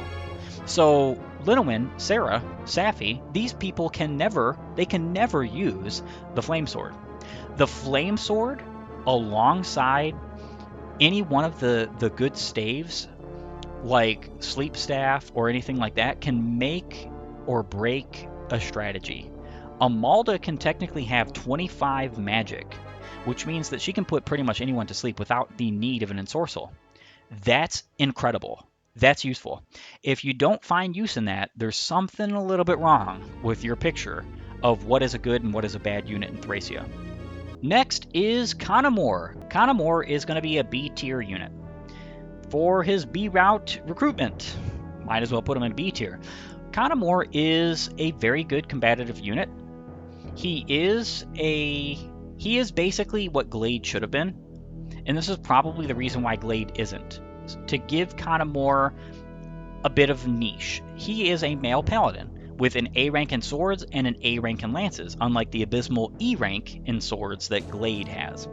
So I think that he is far and away better than Glade, which is the reason why he is a tier above. He is a good combat unit. He is very adept at using stuff like the Master Lances that you get in the game, the Silver Lances you get in the game, the Rider's Banes, stuff like that. Very adept at that. Very, very good user of the Sleep Edge as well. The problem is that he's not really got great utility. He's not really got great combat. He's got decent combat, not great. And though he can use like swords and lances mounted, I still think that he's not necessarily up to snuff with the A tier units. He's got some pretty awesome statistics though. I do like his base HP being as high as it is, his base skill being as high as it is, especially because he has a cost. He not only has a cost, but he has Nihil, if I'm not mistaken, and you get the Nihil scroll off of him at some point in the game. If you, I think that's chapter... Yeah, that's the first chapter in the A route, if I'm not mistaken. I'm not entirely sure on that factor itself, but I think that's the case.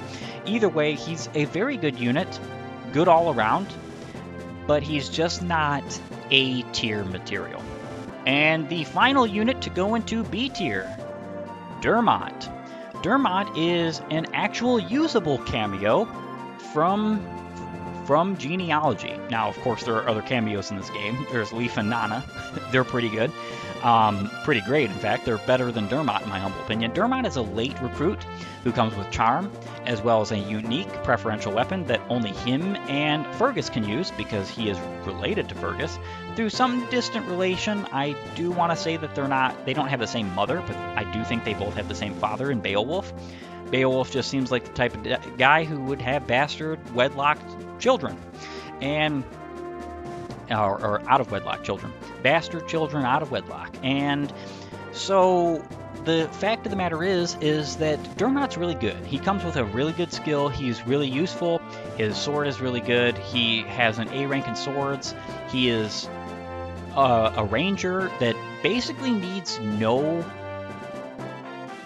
leveling or training in order to become any kind of useful, but the problem is he's also got some hindrances. He doesn't have the most amazing growths. His potential isn't as good as Fergus.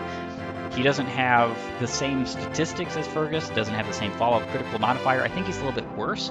He also cannot use the Braggy's Blade, if I'm not mistaken. He might be able to, but I think he actually is. No, I think, yes. Dermot, Leaf, Fergus, Nana.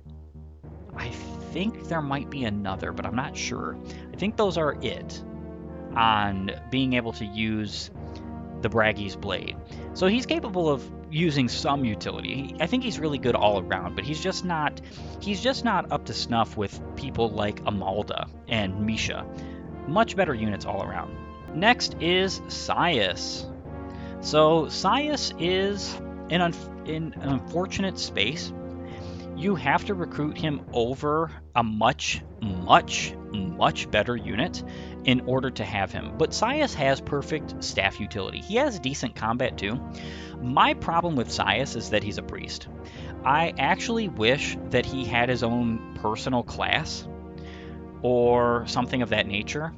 It would be cool if he was like a baron, if he was like your recruitable baron, or if he was like a sage like Ced, whereas let's say Ced only had an A rank in wind and maybe like B ranks and everything else, whereas I think Sias should have had an A rank in fire and B ranks and everything else, and they both could have A ranks in staves. I think that's perfectly fine. That's legitimate. I think Sias should have come with like a Bolganone, and I think Sias should have been shown for what he is. Sias is a son. He is a bastard son of King Arvis, Emperor Arvis, literal fire emblem holder. He has the Val Flame. And Sias can only use light and staves.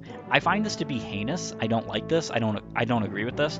But in this retrospect, he's still good at combat. Light tomes are good.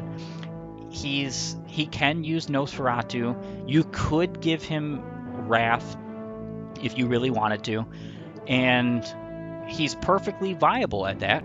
He would do it just as good as Littlewin. The problem is that the reason why I bump him down a little bit is because without Wrath, without Nosferatu, he has no real combat in comparison to Littlewin. Littlewin can do some stuff. And of course, she has many more chapters than Sias to do it. Let alone the fact that Sias, again, is a choice recruitment. It's either him or Ced.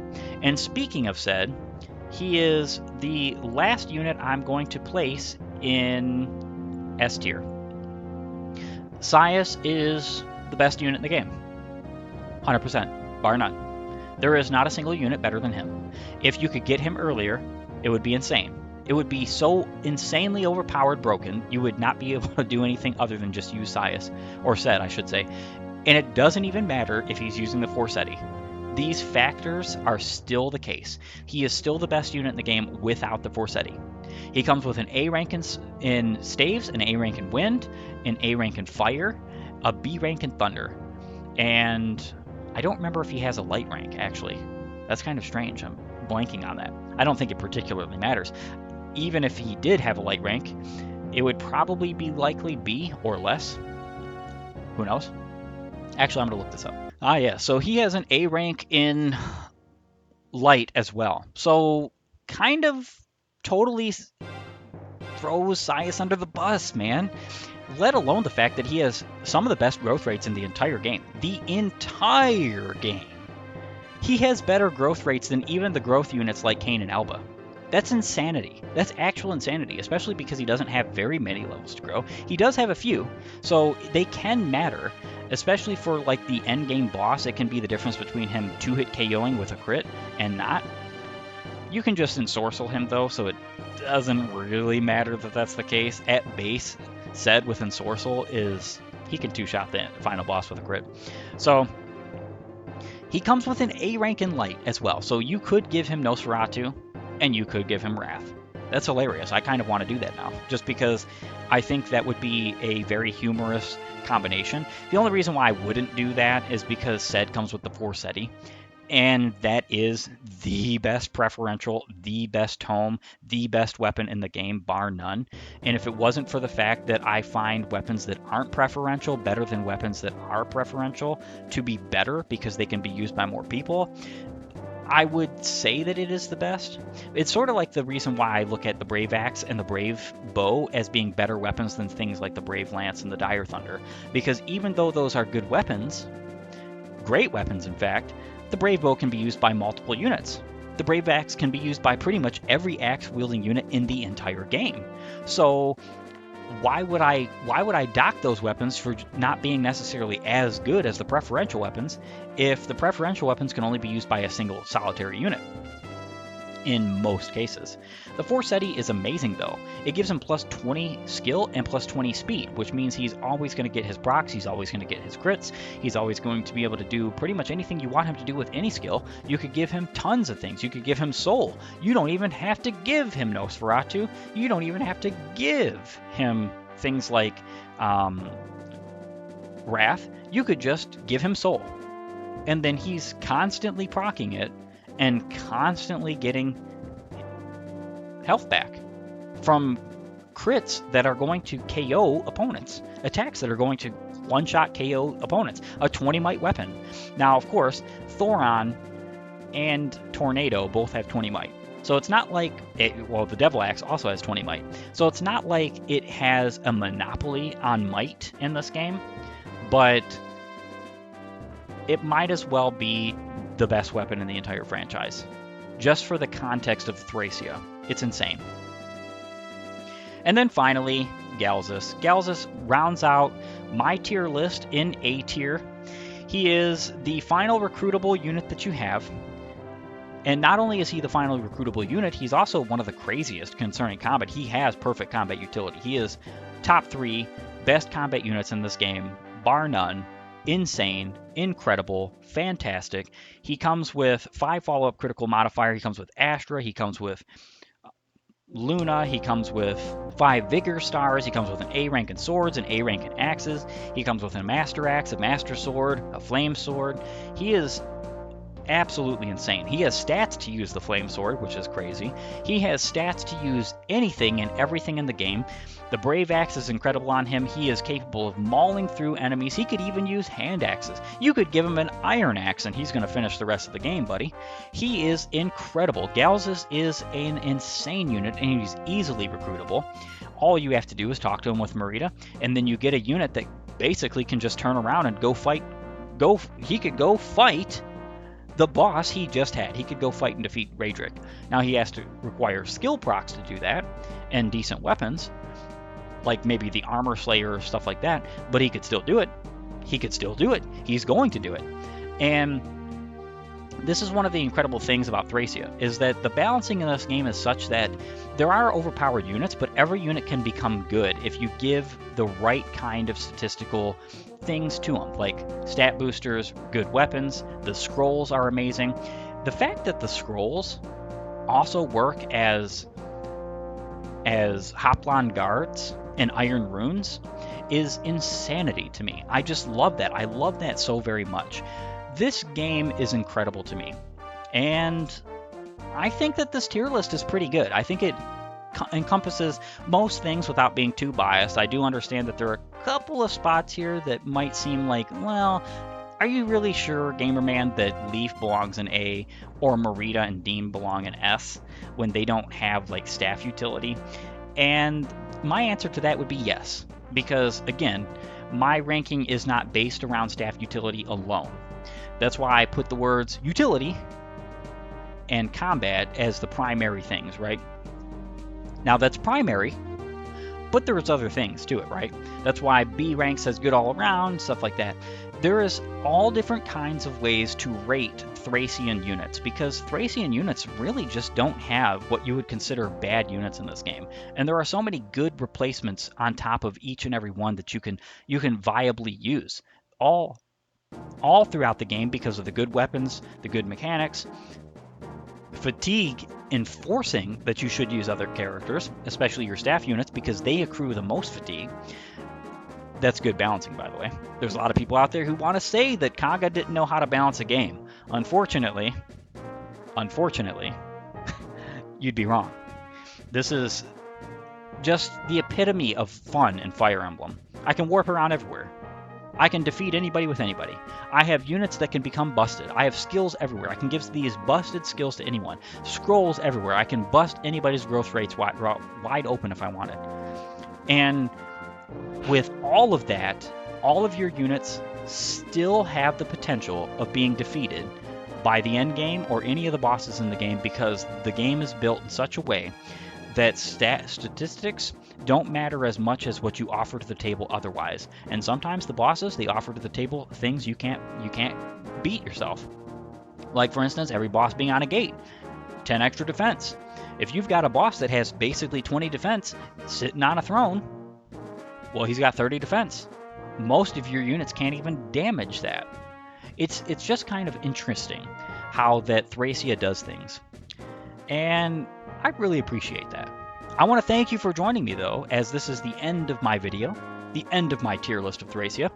Join me yet again, sooner than later, hopefully, where I will be rating Genealogy next. I think I'm going to separate the generations into 2 separate videos, Gen 1 and Gen 2. I don't know if I'll be talking about substitutes, because substitutes are malleable, but it is the next tier list that I would like to do. In fact, I'd kind of like to go in order of favorite games. So if you like my content, please upload and follow, or like and subscribe, depending on your platform of choice. Leave a comment down below. Tell me your own opinions about where you would play some of these units and who are your favorites. and whether or not you agree or disagree with some of my placements as well. And if the tiers seem well balanced with the idea and the capabilities in mind of what I set out to do with like S tier being perfect combat and utility, A tier being perfect combat or utility, and then like good all around, average, takes effort, these kinds of tiers, I would like some of your feedback. Again, thank you for joining me, and while you're at it, have a great and glorious day gaming.